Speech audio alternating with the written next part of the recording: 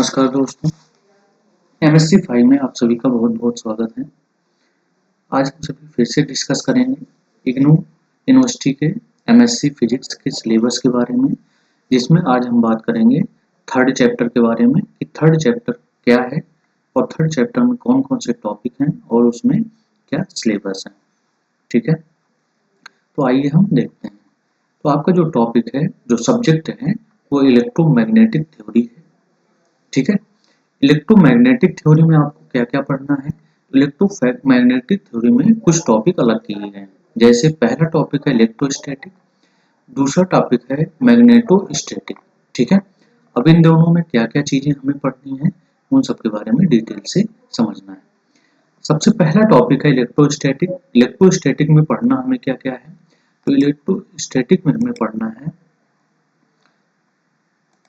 Electrostatic में क्या क्या पढ़ना है। इलेक्ट्रोस्टैटिक में पढ़ना है पहला इलेक्ट्रिक फील्ड के बारे में। ठीक है, पहला हम क्या पढ़ेंगे, इलेक्ट्रिक फील्ड के बारे में। दूसरा पॉइंट है इलेक्ट्रिक पोटेंशियल या गॉस लॉ के बारे में पढ़ेंगे। तीसरा टॉपिक है पॉइसन एंड लाप्लास इक्वेशन पढ़ेंगे। सॉल्यूशन ऑफ लाप्लास इक्वेशन देखेंगे, जिसमें विद एम्फेसाइज ऑन एप्लीकेशन, यानी एप्लीकेशन के बारे में भी पढ़ेंगे। अगला जो टॉपिक है वो है boundary value problem in electrostatic special techniques, methods of image and application के बारे में पढ़ना है। आगे हम देखें तो इलेक्ट्रोस्टैटिक ऑफ माइक्रोस्कोपिक मीडिया के बारे में पढ़ना है। पोलराइजेशन ऑफ मीडियम में पढ़ना है microscopic properties of dielectric, Clausius Mossotti relation के बारे में पढ़ना है।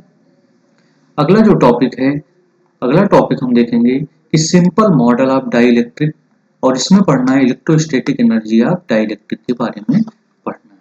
ठीक है, दूसरा टॉपिक इसी में है मैग्नेटोस्टैटिक।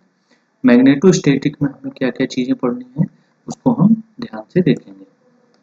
ठीक है, तो मैग्नेटोस्टैटिक में पहला टॉपिक है लॉरेंट फोर्स लॉ। दूसरा टॉपिक है integral and differential form of Biot-Savart law.